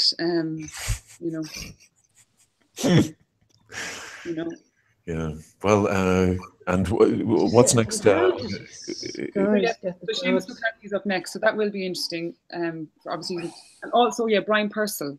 So Brian Purcell was the former Secretary General of the Department of Justice, and if everyone remembers, he was the man who went over to Martin Callan's house, and the next thing, Martin Callan was no longer Garda Commissioner. That was all, during the whole Fennelly and the tape recording and all that stuff. There was text between Callanan and Purcell. Yes, so basically we saw that there were 3 texts, or maybe 2 texts, let's say, we focus on, and there was 2 texts. So basically Brian Purcell, after that Thursday meeting where Mark made a disgusting remark, so that was a 5-hour meeting, it went from 10 o'clock until, I don't know, 10 to 3 or something. Yeah. At 3:02, Brian Purcell texted Martin Callan and said, well done, exceptional performance under fire, Brian. Yeah. Extraordinary, kind of cozy, but we've seen it before. We saw it already with the O'Higgins module, with the kind of, we had Noreen O'Sullivan and we had Francis Fitzgerald, you know, or sorry, the Department of Justice, and them writing speeches for each other with the help. Yeah, I was actually going to mention that Noreen O'Sullivan was writing Francis Fitzgerald's letters or statements. But I just want to hurry with this now. And also Brian Purcell, we know that Brian Purcell sent a text to John McGuinness basically saying, I know you're on your way to Dundalk. This was after that meeting, the car park meeting, and said, can you give me a call? I'd like to know how you got on with JMCG, which is basically guessing John McGuinness. So he obviously had prior knowledge of this meeting in the car park. Nice. Now I'm guessing that he's going to say, it was the data protection we were worried about, Morris going before PAC. That's what Callan is alleging the meeting's about. So but the Department of Justice, did they have a role to play there? Okay, Vanessa, can you mute your microphone because we can hear all your rummaging and pottering. Sorry, Johnny. Just a quick one. Did anyone make the point that it was a little bit, well, to me anyway, it was a little bit abnormal that McGuinness and Callan would meet in a car park? It was. It was. I mean, it was, and like it was definitely, you know, kind of, thrashed out. But basically, and there was talk about it being raining, and that was why they were in the car park. And there was discussion about the weather, and how far the car park was from the hotel, and this kind of crap. But he was asked that, and basically what McGuinness said is, look, you know, if you get a call from the Garda Commissioner to meet him, you're going to meet him. And also Callan says that he was getting out of his car when the next thing Callan just got into his car, into McGuinness's car. Yeah. So I don't know. It was 20 minutes. You would meet him even if it was a car park. You would, I suppose. Well, you would, and his argument was, look, I'd met whistleblowers, I'd met other people. Okay. Thank you. Yeah, but I think you're right. I mean, yeah, it's bonkers. I think when everyone first heard of it, it was like the end of a movie. But what I was thinking, like, because he was in charge of the Public Accounts Committee, I would have said, listen, come into the Public Accounts Committee and we'll talk. That's what I would have expected to do. But John, you know, that's really interesting, because if it's a case that Callan's argument is that the meeting was only about data protection and whatever, why did he have to drive all the way from Dundalk to Dublin, put off a press conference that was pretty important press conference, because it had to do with the death of a guard. They haven't named the person in the tribunal. I'm not sure if I should. But anyway, you can see why he resigned. Now, you know, I mean, if these guys were privy to this information, there was no way that he could have stayed in his job, really. Olga, there's a question from the chat pit. The question's been asked: why isn't McDowell asking these type of questions at the tribunal? Asking which questions now? Sorry. Well, the hard questions. Well, how is McDowell doing? McDowell is Michael McDowell is Maurice McCabe's senior counsel. Have you found him effective? I think so. I thought he was extremely effective in the TUSLA module of last summer. I thought in O'Higgins, the O'Higgins module, like, for example, he didn't question Francis Fitzgerald because he knew her, which is fair enough, absolutely fair enough. I don't know, I thought that there was definitely a few questions I thought were worth maybe asking, but then I'm not a senior counsel, you know, but I did think there were some questions that perhaps weren't asked in that module. Yeah, there's been very few questions asked by McCabe's legal team this module so far, mainly because I suppose the evidence is just so, and it's just, you know, it is what it is, and Morris wasn't there, or, you know, sorry, Olga, what's next then? Dave Taylor comes up. Well, so it's tomorrow, Seamus McCarthy and Brian Purcell and who's the other person? Sorry. Remember, sorry. Okay. No problem at all. You're exhausted. They're shifting. Huh? Sorry, Micheál Martin, Pat Rabbit. They're in on Monday. Oh right. Okay. So we'll finally probably get the McGuinness Micheál Martin thing cleared up on that. Thank you so much, Olga. Absolutely incredible, sterling work. Yeah, well done, Olga. And Neil, the papers are. I've just posted the papers. Could you share them with you? Papers are just about ready to rock. Okay. There's only the Irish ones up. I didn't put up the English ones yet, so I was going to do that now. Neil, guys, do you know that movie I mentioned earlier, Bad Behavior, with Stephen Ray? It was from 1993, and I was just reading a section on it there, you know, a bit of blurb on IMDb. And the reason I'm bringing it up again, Neil, because it was actually improv. There was no script. They were given situations, and they worked out. I never knew that about the movie. Like Mike Lee. Probably, but I've just seen that Phil Daniels plays. There's twin brothers in the movie, I remember, and it's Phil Daniels plays the two parts. So anyway, just thought you'd be interested, Neil, if you wanted to try and see if you can pull it down. That sounds like it would be very interesting. Phil Daniels was in Quadrophenia. That sounds a really interesting movie. There's another, I've just been sent something about a movie called The Fantasist, about a serial killer in Dublin in the 80s. Oh, I'd like that. Bit of that's nice. Lamb. Oh, Lamb. Yeah, Lamb. That's in Irish, is it? No. Yeah, that was Liam Neeson, wasn't it? Yeah.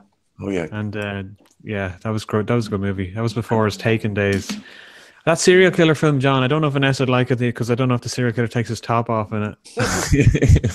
I have a lost in the shuffle of 80s home movies among all the slasher films and erotic thrillers. The Fantasist is a bit both. Directed by Robin Hardy. The Fantasist. Oh, the guy who did The Wicker Man. That's Robin Hardy. He directed it. Wicker Man. What So a we great movie. Might have found this Irish Wicker Man. Anyway, Neil, could you possibly share the? Yeah, let's have a look at the papers. Okay.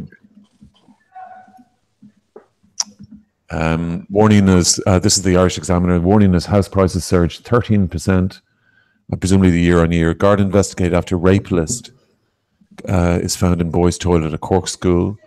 The Mallow, yeah. consultant likens EDs to human landfill sites. So I'm not too sure what that is about. Emergency departments. Okay. Could you go down to the Times Irish edition? Okay. Sorry, was that just like, did someone just say rape list? Yeah, Johnny, there was a story, it broke earlier in this morning, I think it was a school in Mallow, and basically, apparently there was a list found, like a graffiti list found in the toilets of the school, And essentially, the story is that there were ticks, so there's a list of girls' names, students, like minors, like the kids, and that there was ticks put next to their names, and the girl with the most ticks was apparently supposed to be Right. target, yeah. Oh my God. No. With the guard. That's fucked up. It is. But seriously. I mean, those girls, like, are afraid to go to school. Oh, that's fucked up, lads. Okay, so we've got the just on the right hand side there. Ireland wins Germany's backing over soft border. I'd love to be on the Brexit beat because it's just the same stories, isn't it? It's just reheating the exact same story. I read that 2 weeks ago, and then I read it 2 weeks before that. And, anyway, so there's the Sun as well. I think Neil, is there? Yeah. Is Neil listening? Oh, your man. The guy that so it looks like his ex-wife in the wardrobe in Ranelagh. He's committed suicide in jail anyway. Yeah, he was found in his jail cell, apparently victim of suicide this morning. So he had two lovers when he murdered his estranged wife. God, on top of being married. Sorry. Okay. And free £5. More tragedy. Free €5 bet, and there's Broadsheet on the telly. Okay, on that somber note, unless there's anything else, Johnny, you wanted to say something? No, I was going to sing the Eve of Destruction in honor of the Third World War, but maybe I'll do it next week if we're still alive. Yeah, I don't think we'll make it next week, Johnny. This could be the last Broadsheet on the telly. Well, yeah, between News Talk, Kevin, their man, and the Inside Man, and now we're being show banded, is it? Well, come here. In the event the bombs drop, where's the good nuclear shelters in Dublin? Athlone. Haven't you? The shelter is actually in Athlone in Customs Barracks, so that's all right because I know a few guys in Athlone. Did you have to go to Athlone though? Do you? In a porta vote. Maybe I think my chances with the bombs. Come here, guys. What do we make You're of right, there? To see the examiner there, neatly sandwiched in between RTE pays out over 180k and Air to Shed are 750 jobs. As Taoiseach is cozying up to Sinn Féin's Mary Lou. What do we think of Fine Gael and Sinn Féin? Well, I think on that bombshell, we're going to have to leave it. Thank you very much for joining us, everybody. Oh, God, that sounds very strategic, John. No, not at all, not at all. But it is that's a whole show. Oh, you're anti-Shinners now, John. Is that the latest? There's your headline. Well, they're taking the soup everywhere, you know. I just want to say a particular thank you to everybody in the mosh pit. I just want to I'll just do a little crowd surf. Be careful. So thank you, everybody there. And if there's any questions or requests or anything like that, we'll read the comments and have your answers ready for next Thursday. Thank you very much to Johnny Keenan in Kilkenny, Neil Curran, our producer, improv specialist, and Dr. Ciara Kelly, groupie. Thank you very much, Neil. Olga Cronin from The Sheet shifted tonight, and Gerald Keane did earlier. Thank you so much. Celebrity accountant Vanessa Foran. I like that. I'm getting very attached to that, folks. In her homemade studio. And from myself, John, Preposterous Ryan, a big thank you to everybody. John is coming from his purpose-built studio. Yeah, exactly. And John, sorry, quickly. The portrait that was done was Dolly, was Dara's best friend. Her name was Dolly, who painted the portrait.